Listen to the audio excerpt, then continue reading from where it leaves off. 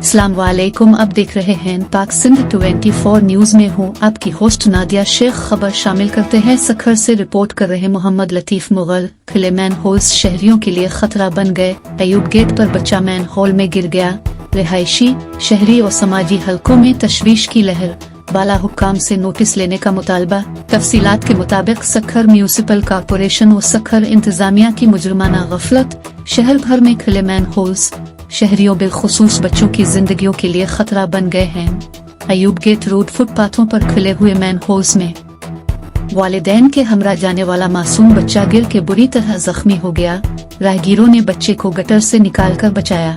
इलाका मकीनों समेत शहरियों और बच्चे की दादी का कहना था कि अयूब गेट समेत शहर के मुख्तलिफ इलाकों में गटर के मैन होल खिले हुए हैं। सखर इंतजामिया व मुतालिका महकमों को बारहा आगाह किया जाने के बावजूद खिले मैन होल्स को बंद करने के लिए कोई तवज्जो नहीं दे रही, जिसकी वजह से ऐसे हादसात रोज का मामूल बन रहे हैं।